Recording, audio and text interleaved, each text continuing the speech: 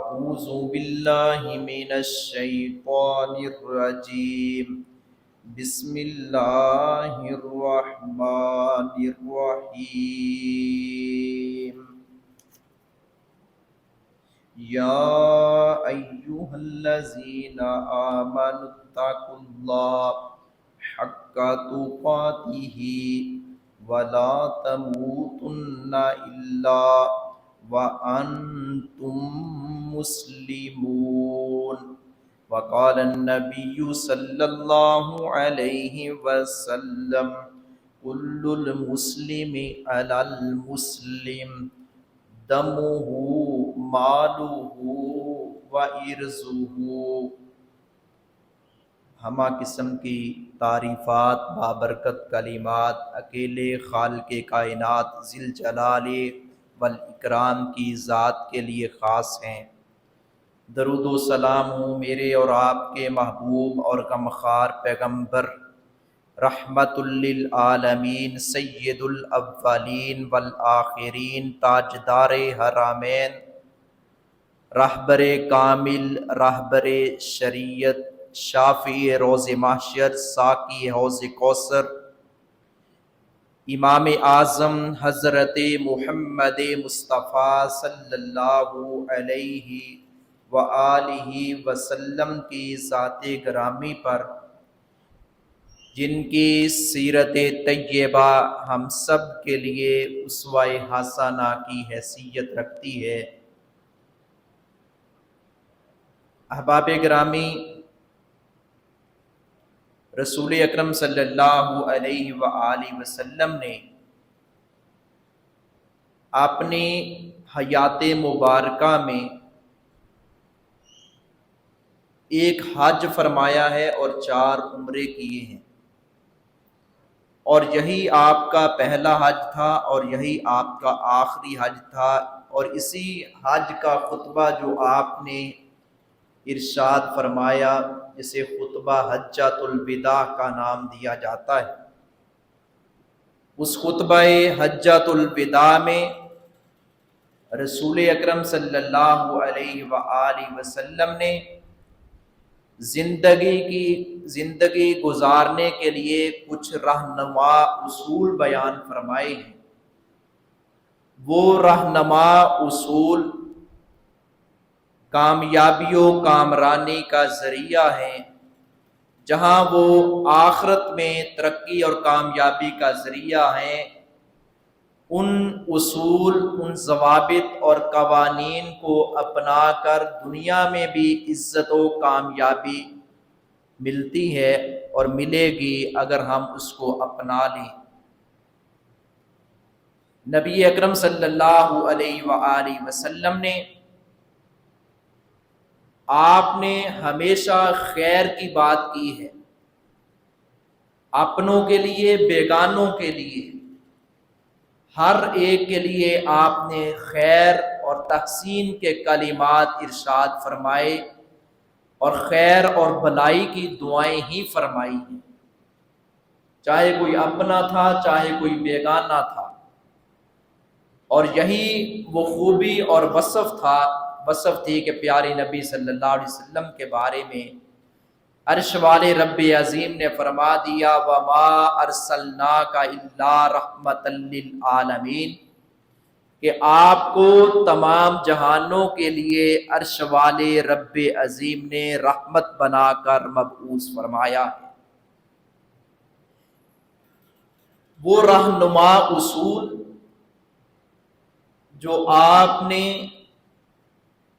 کئی ایک خطبات میں بھی گاہے گاہے ان کے متعلق آپ نے توجہ بھی مبذول کروائی، رہنمائی بھی فرمائی، اور وہ اصول آپ دہراتے رہتے تھے، وہ کامیابی کے راز آپ سمجھاتے اور سکھاتے رہتے تھے۔ مگر یہ خطبہ حجۃ الوداع بڑی ہی اہمیت کا حامل ہے۔ آپ کوئی بھی بات کہہ دیں، آپ بات جلال میں کہہ دیں، یا آپ بات ہنس کر مسکرا کر فرما دیں، پیارے نبی صلی اللہ علیہ وسلم کی وہ آئلی زندگی ہو گھریلو زندگی ہو یا آپ کے تجارتی معاملات ہوں یا آپ کا زہد و تقوی ہو، آپ کی عبادت و ریاضت ہو، آپ کے ازواجی معاملات اور آپ بحیثیت معلم اور بحیثیت محسن انسانیت، بحیثیت نبی اکرم صلی اللہ علیہ وآلہ وسلم، بحیثیت نبی، رسول، لیڈر، رہنما اور جرنیل کی حیثیت سے آپ ہر میدان میں پورے، کامل اور مکمل پائے گئے ہیں،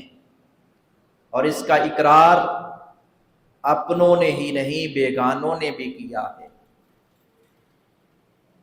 دنیا سے کوئی جاتا ہوا شخص اپنی اولاد کے نامے کوئی وصیت نامہ جاری کرے، کچھ نصیحتیں فرما دے، ذی شعور اولاد اور ذی شعور بیٹے بیٹیاں وہ بات پلے باندھ لیتے ہیں کہ یہ میرے باپ نے نصیحت فرمائی تھی، ان کی یہ وصیت تھی جو انہوں نے اس دنیا سے جاتے ہوئے یا آخری کلام کرتے ہوئے جو باتیں ارشاد فرمائی تھی، ان پر وہ عمل کرنے کی حتی الامکان کوشش کرتا ہے۔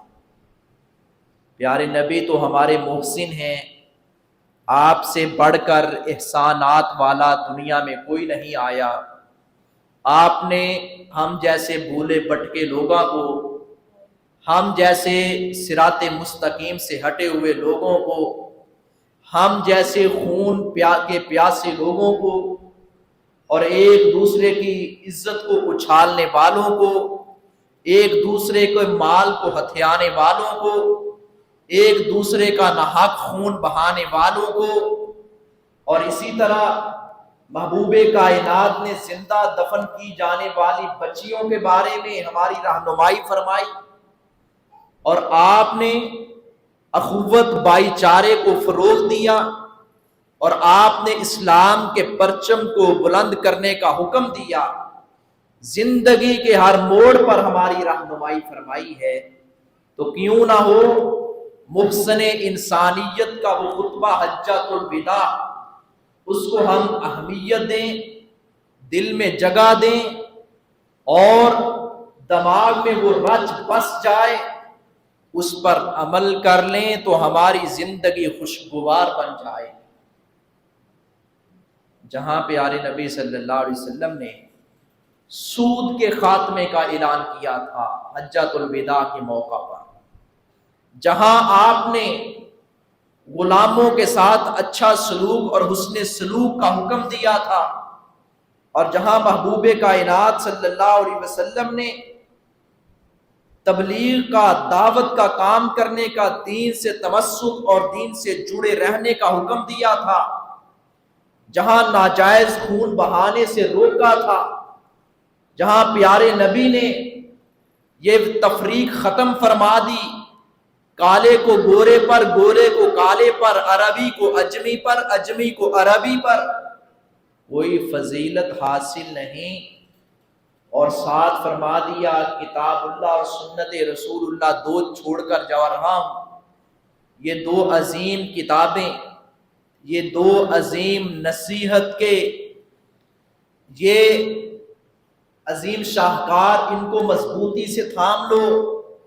وہاں پیارے نبی صلی اللہ علیہ وسلم نے آپس میں پیار محبت بڑھانے کے لیے، اخوت بھائی چارے کو فروغ دینے کے لیے، پیارے نبی صلی اللہ علیہ وسلم نے یہ بھی فرمایا تھا ایک دوسرے کی عزت اور تکریم کیا کرو، ایک دوسرے کے مال کے، جان کے محافظ بن جاؤ۔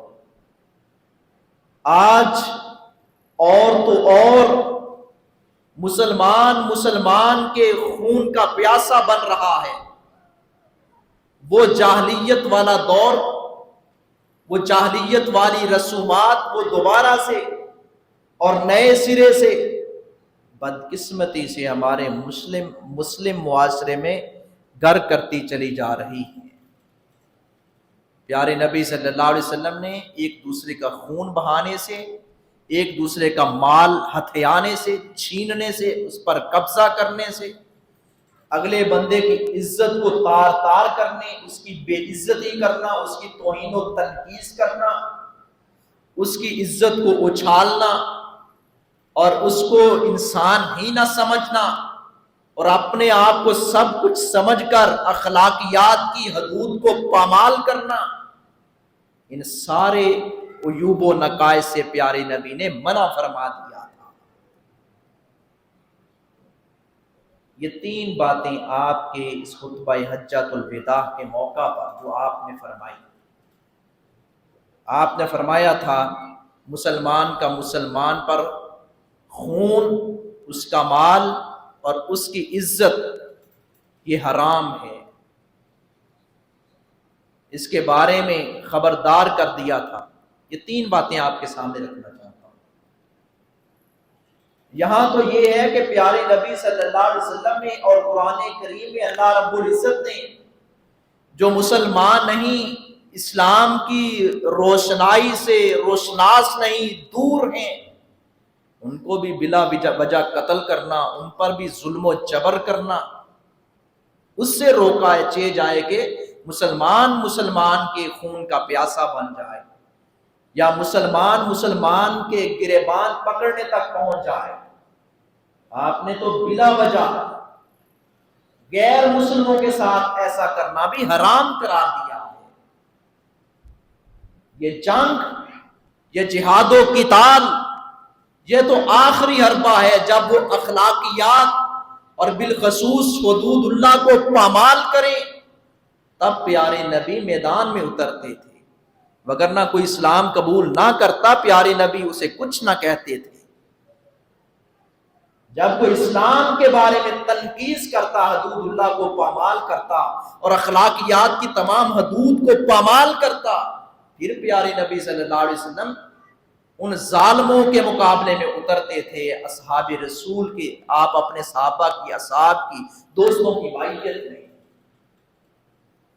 ہم تو مسلمان ہیں، ہمیں تو بھائی چارے کو فروغ دینے کا حکم دیا گیا، انما المؤمنون اخوہ، مسلمان آپس میں بھائی ہیں۔ اور آپ نے وہ مثال بارہا سنی ہے، مہاجرین اور انصار کو کس طرح آپ نے اخوت بھائی چارے کی لڑی میں پرو دیا تھا۔ اور پیارے نبی صلی اللہ علیہ وسلم نے فرمایا تھا کونوا عباد اللہ اخوانا، اللہ کے بندو آپس میں بھائی بھائی بن جاؤ۔ حضرات گرامی، ایک دوسرے کا خون حرام ہے۔ نبی اکرم صلی اللہ علیہ وسلم نے فرمایا بندہ مومن اپنے دین میں بڑھتا رہتا ہے، یعنی ترقی کی راہوں پر چلتا رہتا ہے، اس کے دل و دماغ میں اسلام کی اور ایمان کی محبت رچ بس جاتی ہے، اسلام اور ایمان اس کے دل و دماغ میں رسوخ، پختگی اور وسعت پکڑتا ہے، اس وقت تک پکڑتا رہتا ہے، اس کو ترقی ملتی رہتی ہے، اللہ کی نظروں میں یعنی محبوب بنتا چلا جاتا ہے، جب تک وہ کسی کا خون نہ بہائے۔ جو ہی اس نے کسی کا خون بہا دیا، یوں ہی سمجھے ایک قطرہ بھی ناحق خون بہایا ہے، وہ اسلام اور ایمان کی دولت سے محروم ہو جاتے ہیں، اللہ کی نظروں میں وہ ذلیل و خوار ہو جاتا ہے۔ وَمَن يَقْتُلْ مُؤْمِنًا مُتَعَمِّدًا، اللہ رب العزت نے فرما دیا فَجَزَاؤُهُ جَہَنَّمُ، جو کسی مومن کو جان بوجھ کر قتل کرے گا اس کی سزا جہنم ہے، اور وہ بدترین جگہ ہے، وہ ہمیشہ وہاں رہے گا۔ آپ نے فرمایا تھا مسلمان کا مسلمان پر خون حرام ہے، اور اسی طرح وَمَنْ أَحْيَاهَا فَكَأَنَّمَا أَحْيَا النَّاسَ جَمِيعًا، یہ خوبصورت کلمات ارشاد فرما کر عرش والے رب عظیم نے فرمایا کہ جس نے ایک انسان کی جان بچائی گویا اس نے تمام پوری انسانیت کی جان بچائی۔ اس قدر مسلمان کی اور پھر مسلمان کے بعد انسان کے خون کی اہمیت، ویلیو اور قدر و قیمت ہے۔ ایسے ہی نہیں پیارے نبی نے فرما دیا حجۃ الوداع کے موقع پر کہ مسلمان کا مسلمان پر خون حرام ہے۔ آج وہ سیاسی رہنما ہوں، وہ مذہبی رہنما ہوں، وہ اپنے ہوں، وہ بیگانے ہوں، وہ برادریوں کے تعصب میں، اس کی آڑ میں آ کر، یا علاقائی لسانی تعصبات، برادریوں کے تعصبات میں آ کر کسی کو قتل کرتے ہیں، ذاتی انتقام کا نشانہ بنا کر، وہ اللہ کے حضور کس منہ سے پیش ہوں گے؟ کیسے وہ جواب دیں گے؟ وہاں تو ایک ایک قطرے کا حساب دینا پڑے گا، چاہے جائے کہ پورے انسان کو فنا کر دیا جائے۔ نبی اکرم صلی اللہ علیہ وآلہ وسلم نے سختی سے منع فرمایا، فرمایا جس طرح آج کے دن یہ بیت اللہ، یہ حدود حرم، جیسے یہ تمہارے لیے محترم ہیں، قابل احترام ہیں، اسی طرح مسلمان کے لیے مسلمان کا خون بھی قابل احترام ہے۔ پیارے نبی نے یوں بھی فرمایا تھا بیت اللہ سے مخاطب ہو کر، بیت اللہ تیری بڑی عظمت اور بڑی شان ہے، لیکن تجھ سے بھی زیادہ شان اور مقام مسلمان اور مومن کا ہے۔ مسلمان اور مومن، جو وہ مسلم بھی مومن بھی، اس کا شان پیارے نبی نے فرمایا بیت اللہ آپ سے بھی بڑھ کر ہے۔ یہ تھا آپ کا خطبہ حجۃ الوداع، جس حوالے سے میں عرض کر رہا ہوں۔ آپ نے فرمایا مسلمان کا مسلمان پر خون حرام ہے، مالہ، اس کا مال بھی حرام ہے، مال بھی۔ مگر ہمارے یہاں کیا ہوتا ہے؟ بس آنے دو جدھر سے بھی آتا ہے، بہن سے چھینا جاتا ہے، بہن سے چھین لو، بھائی سے چھینا جاتا ہے، بھائی سے چھین لو، حتیٰ کہ باپ کے دماغ کو معاف کر دیا جائے، باپ کو اپنے ہاتھوں میں لے لیا جائے، وہ سب کچھ میرے نام کر دے، اس قدر بے حسی ہے۔ کرنے والے کون ہیں؟ مسلمان۔ اوروں کی بات تو الگ سے۔ کئی لوگ کہتے ہیں میں نے باپ کی خدمت زیادہ کی ہے اس لیے میرا وراثت میں حق زیادہ ہے۔ شرم نہیں آتی ایسی بات کرتے ہوئے؟ باپ کی خدمت کی ہے تو کوئی احسان کیا ہے، ماں کی خدمت کی ہے تو کوئی احسان کیا ہے۔ اس کا مطلب یہ ہے کہ آپ کو وراثت میں زیادہ حق دیا جائے اور دوسروں کو محروم کر دیا جائے یا کم دیا جائے، یہ بے شرمی ہے، یہ اسلام کی نعمت سے محرومی والی بات ہے اور بے شرمی والی بات ہے۔ انتہا۔ خدمت کی ہے تو اللہ سے اجر لینا ہے۔ جس نے باپ کی والدہ کی خدمت زیادہ کی ہے وہ زیادہ درجے پائے گا، لیکن اس کا مطلب یہ نہیں کہ اس کو وراثت میں حقدار زیادہ بنایا جائے، دوسرے کو دیا نہ جائے یا کم کر دیا جائے۔ بہت ساری مثالیں، لوگ مسائل پوچھتے ہیں، ہم سنتے سناتے رہتے ہیں۔ 4-5 بیٹے ہیں، ایک بیٹے نے باپ کو اپنے ہاتھوں میں کر دیا، اس کو کھلا رہا ہے، پلا رہا ہے، آؤ بھگت کر رہا ہے۔ دماغ میں کیا خمار ہے، دماغ کے اندر کیا بات ہے کہ باپ میرے نام جائیداد، یہ نہیں کہ میں خدمت سمجھ کر، والد سمجھ کر خدمت کرنی ہے، بس خریدنا ہے، باپ کو خریدا جا رہا ہے۔ ایسی بے حس اولاد، ایسی بے شرم اولاد 7 زمینوں کا طوق پہنا کر پیارے نبی نے فرمایا تھا اس کے گلے میں پہنا دیا جائے۔ ظلم کی انتہا ہے، ایک دوسرے پر ظلم کرتے چلے جا رہے ہیں اور ذرہ برابر احساس نہیں۔ نبی اکرم صلی اللہ علیہ وسلم نے فرمایا تھا کہ جھوٹی قسم کھا کر کسی کا مال ہتھیانے والا، قبضہ کرنے والا، کسی بھی طریقے سے، وہ چاہے باپ سے چھینا جائے، بیٹی سے چھینا جائے، وہ بہن سے چھینا جائے، وہ پھوپھی کا حق مارا جائے، وہ خالہ کا حق مارا جائے، اللہ کی نظروں میں وہ ذلیل و خوار ہو جائے گا، وہ بچ نہیں سکے گا۔ عمومی طور پر ہم معاشرے میں دیکھتے ہیں کہ بہنیں جو ہوتی ہیں نا وہ بھائیوں کا زیادہ احساس کرتی ہیں، یہ حقیقت ہے۔ بھائیوں میں احساس ہوتا ہے، یہ نہیں ہوتا نہیں، لیکن کم ہوتا ہے، بہنوں میں زیادہ ہوتا ہے۔ اور بہنیں اس وجہ سے کہتی ہیں کہ کل کو میرے بھائی میرے لیے دروازے بند کر دیں گے، ان کے ماتھے پر شکن پڑے گا، بھائی میں نے وراثت میں سے کچھ نہیں لینا، آپ لے لو۔ وہ بھی تیار ہوتا ہے، پہلے چوڑا ہو کر بیٹھا ہے کہ مجھے یہ سب کچھ مل جائے۔ وہ جی بہن کہہ رہی ہے کہ میں نے نہیں لینا، میں نے معاف کر دیا، آپ لے لیں۔ کہتی نہیں، کہلایا جاتا ہے، اس طرح کا رویہ اپنایا جاتا ہے، اس کو مجبور کیا جاتا ہے۔ زبان سے نہیں کہتے تو عمل اس طرح کا ہوتا ہے۔ میں نے ایک مولانا صاحب کا خطاب سنا اور معاشرے میں وہ مثالیں دیکھی تو مجھے ان کی بات پہلے اتنی سمجھ میں یا اتنی بھلی نہیں لگی، اب بہت بھلی لگی۔ کہنے لگے جس باپ نے دنیا میں ذلیل ہونا ہو، جس نے وہ اپنی موجودگی میں وراثت جو ہے اس کو تقسیم کر دی۔ اپنی زندگی میں وراثت تقسیم کر دے، وہ ذلیل ہو جائے گا۔ اور ایسے ہوتا ہے، باپ جو ہے اس نے سارا کچھ تقسیم کر دیا ہے، بعد میں اس نے بیچارے نے اتنا بھولا بالا ہے، اس نے اپنے لیے بھی کچھ نہیں رکھا، اب کوئی بھی بیٹا پوچھنے کے لیے تیار نہیں، کوئی چائے پانی کھانا شانا یہ کوئی ضروری فرائض تیار ادا کرنے کے لیے بیٹے تیار نہیں ہیں۔ دوسرے تو الگ پہ ہے نا، بہو نے کیا کرنا ہے جب بیٹا ہی تیار نہیں ہے؟ اور ظلم کی انتہا ہے۔ اسے وراثت نہیں کہتے، وراثت اسے کہتے ہیں جب بندہ مر جائے، لفظ وراثت بتا رہا ہے، ورثہ، اور ورثہ تبھی ہوگا جب تو مرے گا، میں مروں گا، پچھلوں کو ملے گا۔ جب میں زندہ ہوں اسے وراثت نہیں کہتے، اسے تحفہ کہتے ہیں، ہبہ کہتے ہیں، ہدیہ کہتے ہیں۔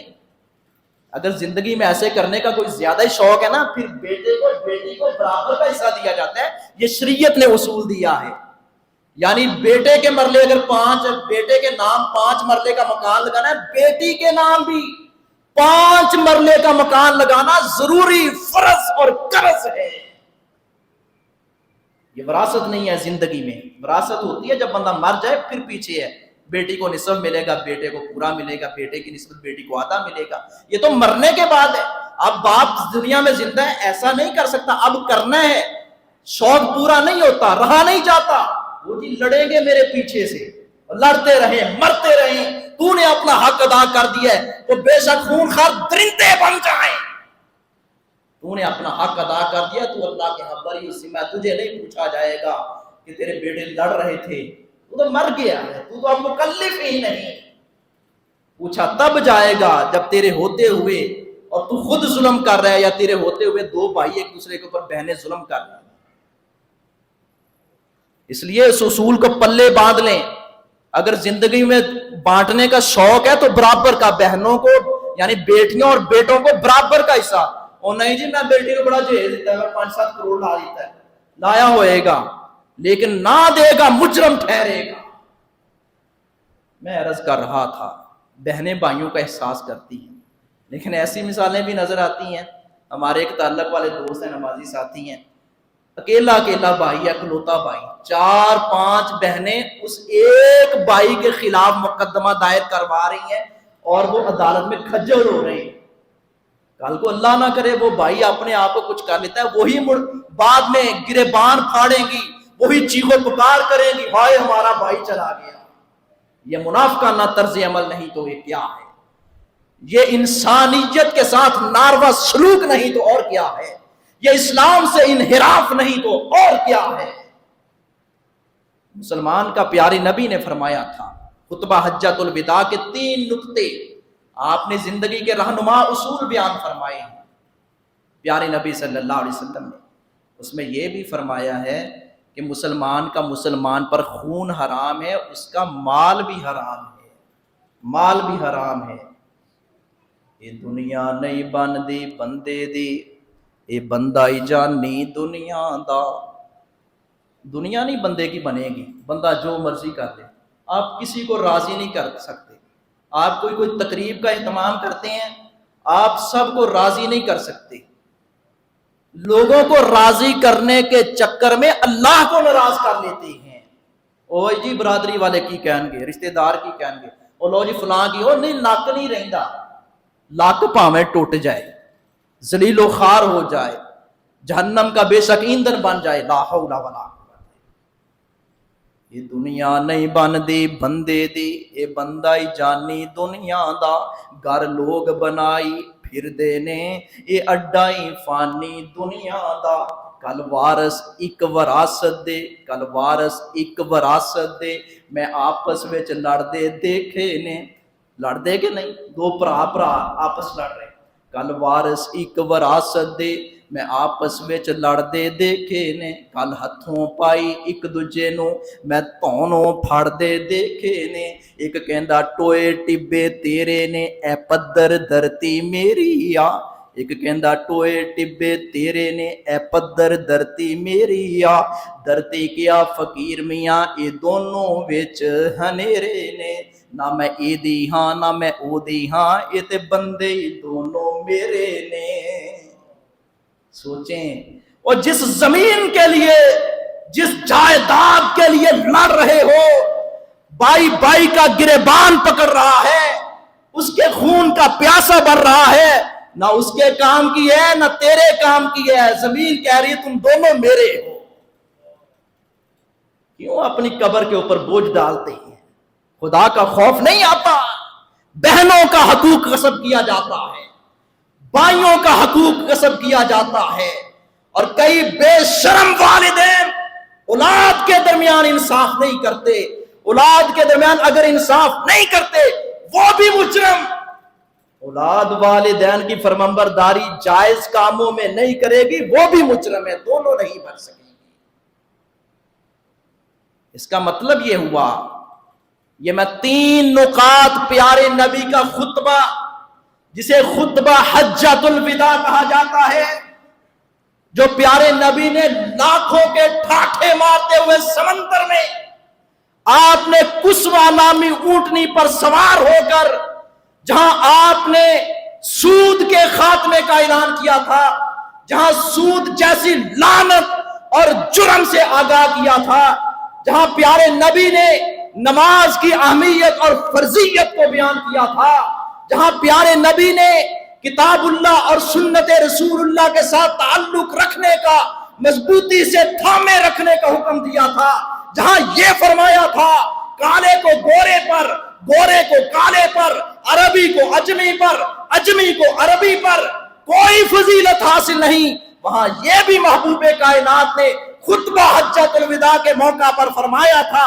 کہ مسلمان کا مسلمان پر خون بھی حرام ہے، اس کا مال بھی حرام ہے، اس کی عزت بھی حرام ہے، یعنی جو ان قوانین کی پابندی نہیں کرتا، اس نے مصطفیٰ کریم کے خطبہ حجۃ الوداع کی قدر نہیں کی، اس نے دنیا سے جاتے ہوئے آپ کی آخری گفتگو، آخری خطاب، اس کی عزت نہیں کی۔